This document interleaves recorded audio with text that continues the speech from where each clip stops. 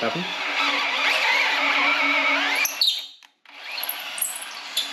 Just clean the threads out, you know.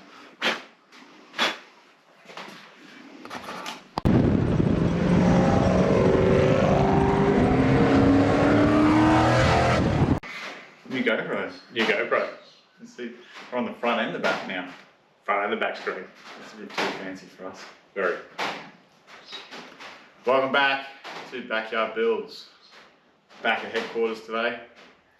We're not working on this, we're not working on the sedan. A lot of you have been asking for VL. yeah, VL. VL. So parts have come in. Mock-up parts become available. Yep. I already had the block in stock. It was on the shelf. Guy that helped us on the sedan, Billy, lent us this Turbo400 case. Yeah. Don't ask him about it. Don't ask him about it. Not happy jam. But anyway, it'll be perfect for what we want to do to mock up today. We have a 9-inch on the ground behind Zach. We have a fuel tank. We have engine mounts. We have gearbox mounts. We're going to bars. Yeah, 4-link bars. I've even cut more 4-link brackets because the kit that the owner bought from McDonald Bros will work. It's just I would prefer, if we need to change something, we've got spares. We've got spares, but the McDonald Bros kits only sit halfway around the tubing, whereas I would prefer us to be slid over, yeah, encasing the tube. We had this option. The reason why McDonald Brothers would sell a kit that way is so you don't have to take your bearing ends off. Correct. We don't have bearing ends on yet. Exactly. So, may as well beef it up a little bit. Yep. Hopefully all the parts are cross-compatible. They should be. It's a pretty universal kit. The parts that I've made are something I've borrowed the design on and then changed. Yep, but should all work in the same way. So yeah, let's get to it. Tough mounts. Yeah, Tough Mounts Builder Series. I'll do the job. Jason's a pretty good bloke. Good product. Nice product. Is that the right side? It says left side passenger. Right. Left side passenger. So what we're going to do, guys, we're going to get the K-member, which goes between the rails, obviously. Plonk it down on the cardboard. The owner's gone and got it powder coated, which is fine. And plonk it down on the cardboard, and this whole setup is actually quite light, being all aluminium. We're going to set it on the cross member, and then just put it in as one big piece from underneath, lift it up or bring the car down to it, bolt it on, go from there really. Hopefully that gearbox clears that tunnel in there. Should.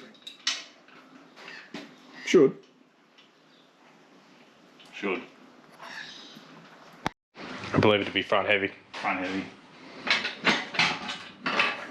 Go under that K-member. Yeah. Tom doesn't own an engine crane. What? Who now?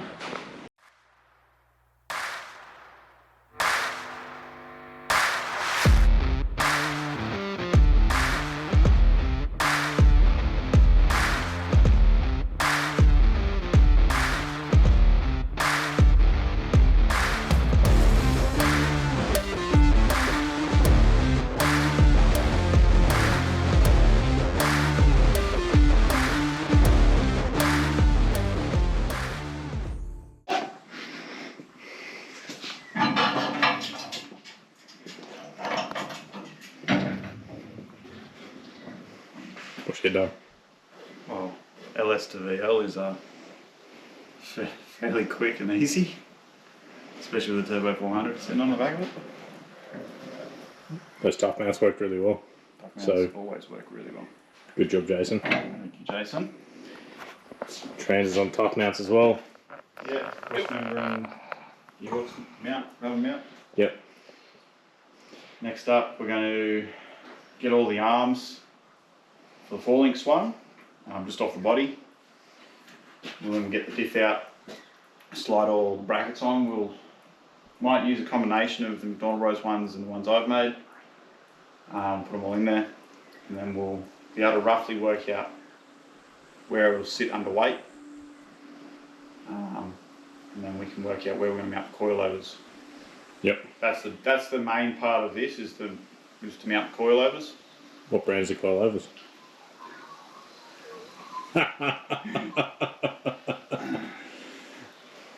McDonald Bros supplied Viking coilovers, which there is nothing wrong with. You can get it for HKTG, can't you? You can, I've heard, actually, yeah. They mount in the front, replace the spring and shock. If you know, you know. If you're in the know. Alright. Alright, let's get under there. Swing some arms.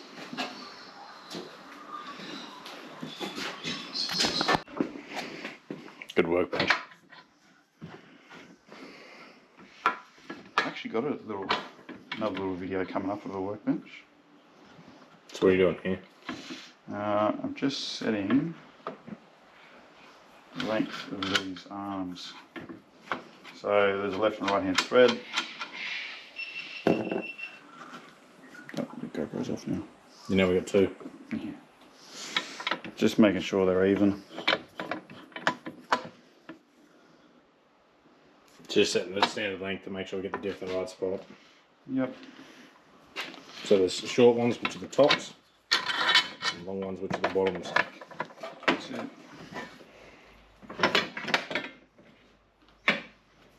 And I'm just sort of, this is not the right way to do it, but It's not the wrong way either. it's not the wrong way, correct. Just the easy way. It's just going to work. Like, there is a heap of adjustment in these arms anyway, so even if it needs correcting at a later date, Okay. there's tons of threads, so it can, yeah. Well.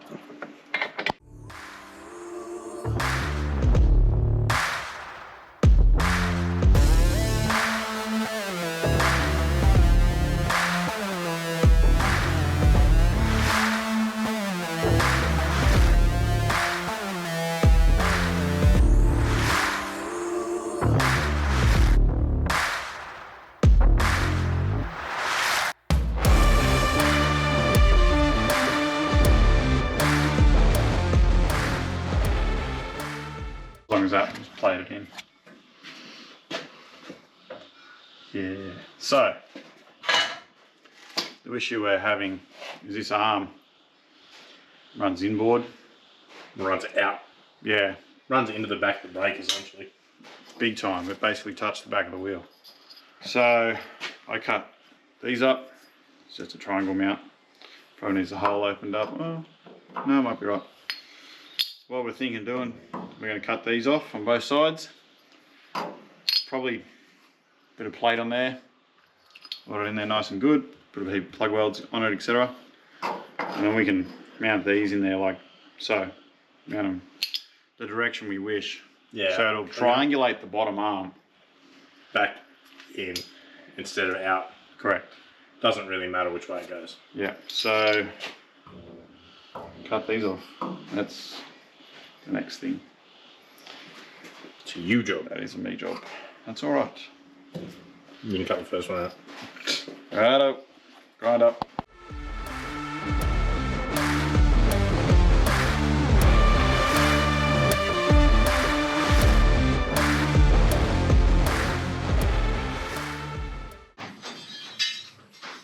So, we worked out that the bottom mount wasn't going to work. Because the arm was like this, it's not going to work. Yeah, it actually, like you said, it swung out into the wheel. Less than ideal. So, because they already have a panhard bar, the lateral, what we can do is we can simply just run it as required. That sounded right. Right. Back to our regular viewing. Run it parallel, not Yes. as required. So we're going to leave the top arm where it is, because we've decided that's probably going to work. Yep. The diff is never going to be this low, which is as in housing touching the rail. Yeah, so we've just done a measurement and it's 715 mil, so the tyre actually bottoms out before the diff bottoms out. No, the diff would bottom out before the tyre would Yeah, touch. yeah, Other way around. sorry. But, so what we're going to do is, we know that that is the top of our diff tube. so we know we're not going to be able to go any higher than that. There's going to be a bump stop there eventually. It has to have a bump stop. Doesn't have to be an extreme bump stop either. It can just be a little rubber mount, as long as it's got one. So, what we've decided is it's roughly going to stop there somewhere. Bracket at the lowest point will be touching the top of the rail essentially. We're going to mount this here, get this arm parallel. We're actually going to slide the diff tubes inside of this. Once we've got those two top arms in, sitting parallel to the sill, because we know the sill should be realistically pretty level to the ground. Unless it's on an invisible caravan. Very possible. It's a VL. Yep. That'll give us a position for our shock to mount off. It'll also give us a point to work out our lower arm. So we'll bolt the top up, swing it in. We can bolt the lower in, and pretty much wherever it lands, we're actually going to box this out and make it a little pad to sit back onto for the arm. Similar like what we did in the ute. Yep. We had to box it out off the inside of the rail. It'll be plenty strong enough to be all welded back to the floor pan, tied back into the actual rail. And then, grab those other lower mounts. No, the little triangle ones. Yep. We're going to use those ones, which were just a couple of extras. I thought I might cut these just in case. Lucky you did. Lucky I did. Because they will weld to our boxing plate wherever it ends up. And that will form our front mount. Yep. So, we're going to swing this back down pretty much. I'm going to clean these up. Mount all that up in there. Find some bolts, because I don't think the bolts we've got are going to fit anything. Yep. And like Zach said, there is some bolts there that we're pretty sure they're for the shock mount bolts. Yep. Which is totally fine. We've got a couple of extra little tabs to mount the shocks, so we should be able to work out the majority of it today. Worst case, we don't have that connected. But the other thing I might do is I might actually cut some 6mm plate at work that these will slot into, so we can weld them from behind. Spread that load out across Spread the load out, yeah. It'll then get fully welded, a full boxing plate will get welded in there. But we need to know the location of those to do that, so. Correct. Let's do it. Let's do it. Ooh. That'll do. So the only difference between yours and the McDonald Brothers ones is they go all the way around. The McDonald Brothers ones are 2-piece. Yeah.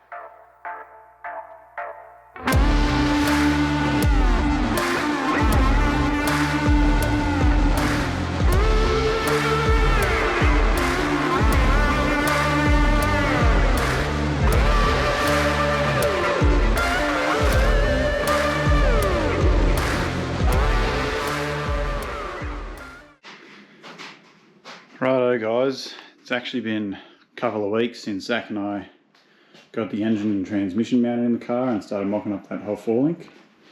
I have had the chance to recut all the brackets that we needed and set it up again. So, as you can see, there is a piece of tape on everything, center lines on it. Go back around to the other side. Same thing.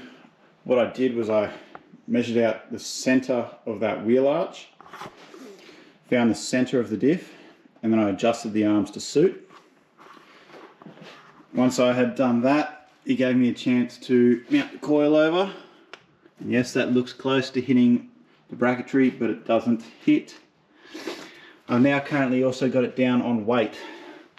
So it's actually sitting on the weight of the coilovers, as you can see, like that.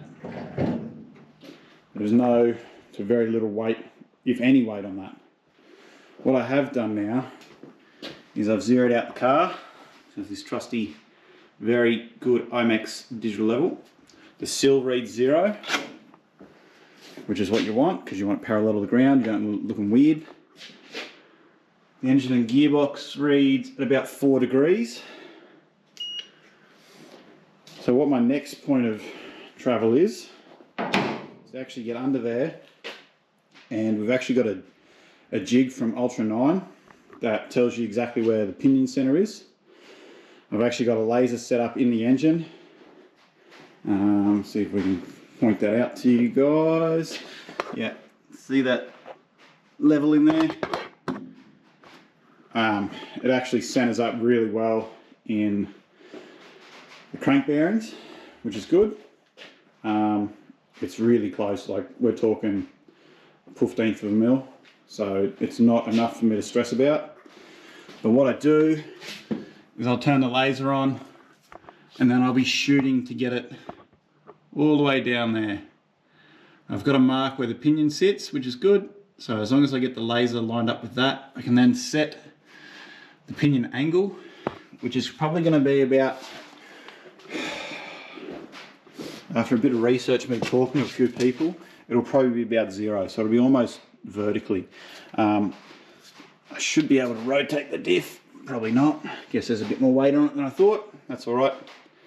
But yeah, so I'll actually rotate the diff, center the diff, or center the pinion to the tunnel and the gearbox, and then I can tack off all that bracketry, and it's good. So yeah, that's what's going on. I also pretty much bottomed out the shocks, so I know exactly where everything hits. They do hit on this top bracket, but it's right up on there. There is the ability to drop this down a hole and lose a bit of height on that, which will make room for a bump stop anyway. So yeah, that's where we're up to. And once all that's tacked on, we will fit that fuel cell there, mount it in the boot, sheet the boot out, and she is on her way. So stay tuned and we'll do a bit more. Righto, so I don't know if you can see on the level there, it actually reads 89.6 degrees. As you can see, there is a red dot right on our pinion line. So the pinion is where it needs to be, and the angle of the pinion is relative to the car. So I have it at 89.6 because I know when this thing gets a bit of power, it's going to roll up. We know our engine's at about 4 degrees, and I can expect this to roll up at least 3 to 3.5 degrees, no problems. That much power will put a lot of strain and it'll actually roll this whole diff up. There is ways of avoiding that, but this will do just fine for what the guy wants to use it for. The coilovers are mounted. I've actually cut this bar to length. This keeps everything true and aligned. I've measured all the link bars. They're all the same spacings. They're all the same overall lengths. So we know the diff is centering the wheel tub. Next up, I'm just going to tack all these 4-link brackets on, and then we'll lift it back up, start sheeting out the boot. But I think we might leave that episode where it is for today, guys. So make a code word. I'll make a code word coilover. So yeah, stay tuned for the next episode. It'll be the final episode on the VL where we just finish sheeting out the boot, mounting the fuel tank. Make sure you like, subscribe, comment, hit that notification bell so you can see more from us. And we will see you next time on Backyard Builds.